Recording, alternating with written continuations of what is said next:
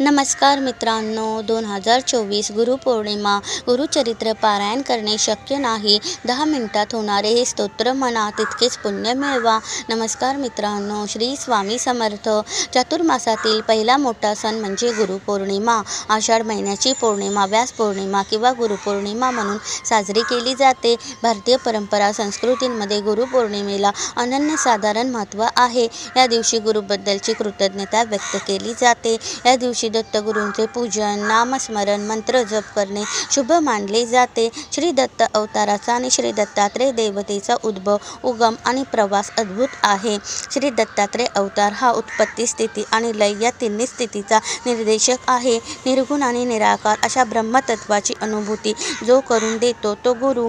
गुरु म्हणजे केवळ मास्तर नव्हे, गुरु म्हणजे केवळ शिकविणारा नव्हे, ज्याला आपल्या शिष्याबद्दल ममत्व वाटते, आपल्यापाशी असलेली ज्ञानसमृद्धी शिष्यापर्यंत पोहोचवावी अशी ज्याला तळमळ असते, शिष्याने आपल्याही पुढे जावे अशी इच्छा जो मनोमन बाळगतो, तो खरा गुरु.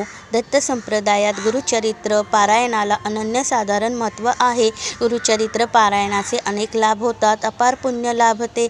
दत्तगुरूंची विशेष कृपा होते अशी मान्यता आहे.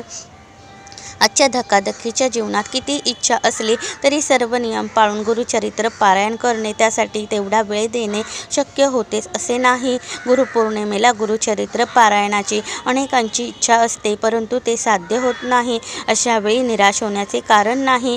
यावर सर्वोत्तम उपाय म्हणजे 52 श्लोकी गुरुचरित्र.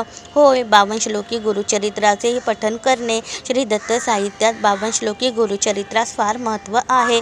संपूर्ण गुरुचरित्राचे महत्त्वाचे सार यात दिलेले आहे. 52 श्लोकात संपूर्ण गुरुचरित्र सांगितलेले आहे. हे गुरुचरित्र सार श्लोकात्मक आहे. परम दत्त भक्तांनी याचे नित्य पठण करावे. किमान गुरुवार किंवा पौर्णिमेला एकदा तरी पठण करावे. 52 श्लोकी गुरुचरित्राच्या पठणाने जीवनात उद्भवणाऱ्या समस्या सोसण्याचे बळ मिळून त्या समस्यांची तीव्रता कमी झाल्याचे जाणवते, कल्याण होते असे आशीर्वचन देण्यात आलेले आहे. आपल्या सर्वांवरती भगवान दत्तगुरूंची, स्वामी समर्थांची कृपादृष्टी सदैव राहो. व्हिडिओला लाईक, शेअर, सबस्क्राईब करायला विसरू नका. धन्यवाद. श्री स्वामी समर्थ. जय जय स्वामी समर्थ.